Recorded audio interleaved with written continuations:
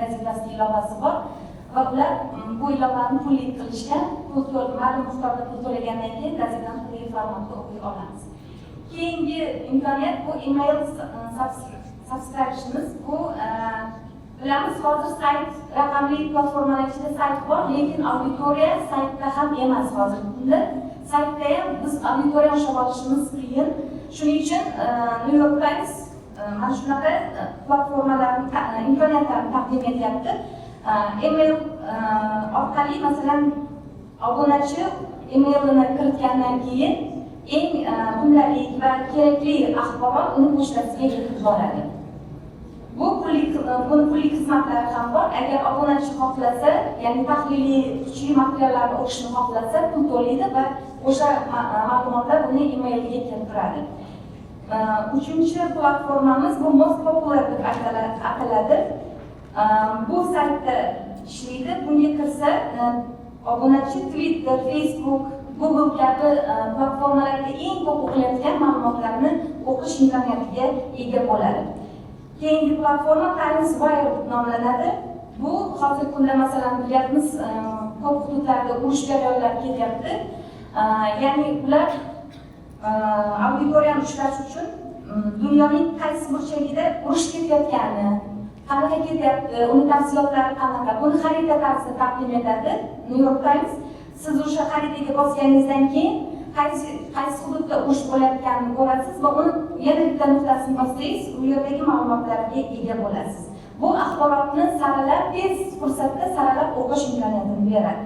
Keyingi platforma Cross Platform Save deb nomlanadi. Bu saytda o'qilgan maqolalarni saqlab qo'yish imkoniyati. Ya'ni Instagramda mana shu funksiya bor, biz ko'rgan kontentimizni saqlab qo'yamiz. New York Times buni o'sha saytida saqlab qo'yish, birovga ulashganini ko'rish kabi funksiyalarni bergan. Bu obunachining istoriyasi kabi saqlanib turadi biblioteka sifatida.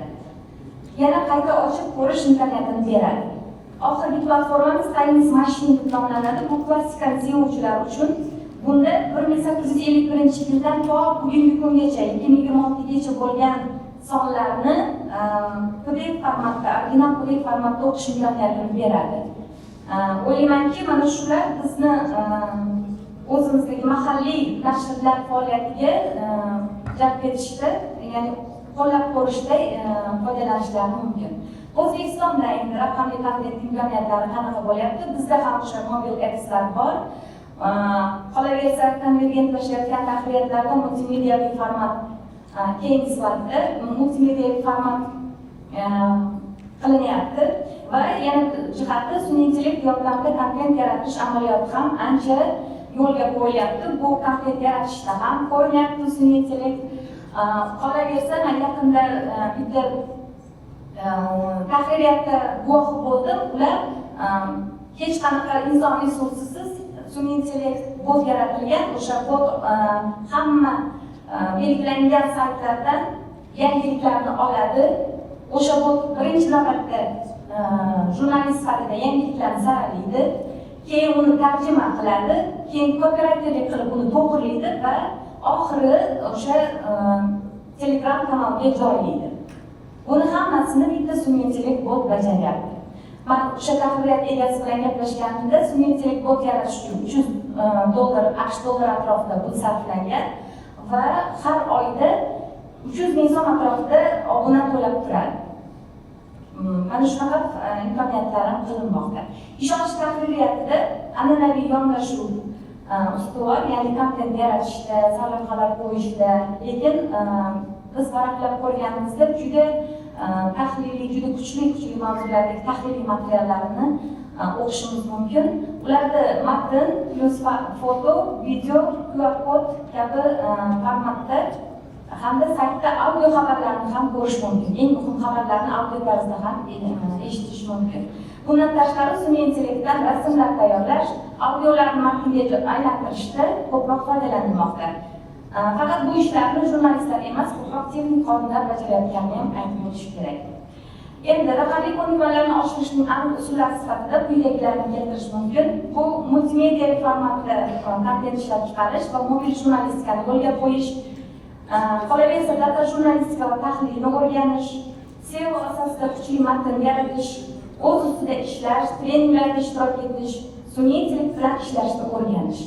Sun'iy intellekt bilan ishlashni o'rganish deganimiz, biz sun'iy intellektni inkor eta olmaymiz jurnalist sifatida, va lekin unga tayanib ham qolishimiz kerak emas. Unda faqatgina raqamli yordamchi, assistent sifatida foydalanishimiz kerak bo'ladi. Endi tavsiyalarga o'tsak, birinchi navbatda individual yondashuv, ya'ni raqamli kontent yaratish kompetensiyasini oshirishda jurnalistlar birinchi navbatda o'zi harakat qilishi kerak. Ya'ni jurnalistning o'zi mustaqil ravishda raqamli salohiyatini va savodxonligini oshirishga hamda ularni faoliyatda qo'llashga intilishlari kerak. Aytaylik, biroq mavzudagi materialni an'anaviy uslubda emas, balki multimediaviy kontent shaklida tayyorlashga harakat qilishi kerak. Bunda jurnalist o'z mobil qurilmasi orqali video va audio format uchun syomkalar qiladi, montajni ham o'zi amalga oshiradi. Qolaversa, olingan ma'lumotlarni maxsus platformalar orqali fact checking qiladi. Zarur hollarda data jurnalistikani instrumentlarini ham ishlatishi mumkin. Hozirgi kunda ommalashayotgan sun'iy intellekt vositalaridan Canva, Midjourney, ChatGPT, Gemini, Claude kabilardan samarali foydalanib, jurnalist vaqtini va energiyasini tejashi mumkin. Keyingi bosqich tashkilotlarning, ya'ni tahririyatlarning jurnalist xodimlariga bu kompetensiyalarni mukammal darajada egallashlari uchun shart-sharoitlarni yaratib berishlari kerak. Xususan, universitetlarda ham raqamli jurnalistikaga asoslangan yangi fanlarni joriy etish va tahririyatlar tomonidan har chorakda o'sha o'zini jurnalistlarini jo'natib turishi, qo'shimcha treninglarga yoki AI workshoplarga jo'natib turishi yoki o'zi redaksiyani o'zida tashkil etib turishi maqsadga muvofiq. Qolaversa, hukumatning qo'llab-quvvatloviga ham tayaniladi, jumladan jurnalistlar uchun raqamli kompetensiyalarni shakllantirish, milliy media strategiyalari kabi dasturlarni joriy etish mumkin. Va eng muhimi, biz ilgari surayotgan yana bir tavsiya, jurnalistlar uchun doimiy onlayn kurslar laboratoriyasini tashkil etish maqsadga muvofiq. Doimiy deganimiz, biz amaliyotda ham faoliyat yuritganimizda o'z tajribalarimizni oshirish uchun maxsus treninglarga, kurslarga boramiz. Bular vaqtinchalik.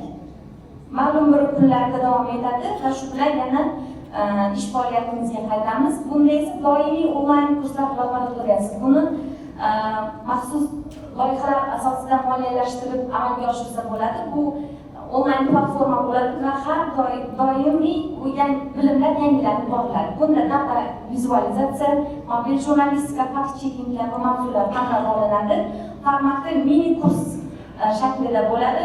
Bunda sertifikat taqdim etilishi mumkin, real case'lar berilishi mumkin jurnalistlarga. Eng muhimi, treninglar 1 martalik, 2 martalik bo'lsa, bu kurs doimiy yangilanib boradigan onlayn platforma bo'ladi. Muhimi, yana bitta muhim jihat jurnalistik etikani o'rgatish. Nimaga buni kiritganimiz sababi, raqamli vositalardan foydalanishda baribir etika kerak.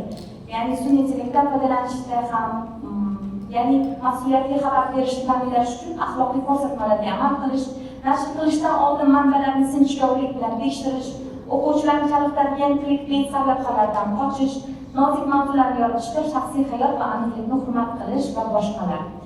Xulosa shuki, raqamli transformatsiya bu zamonaviy jamiyatning asosiy o'zgarishi drayveri.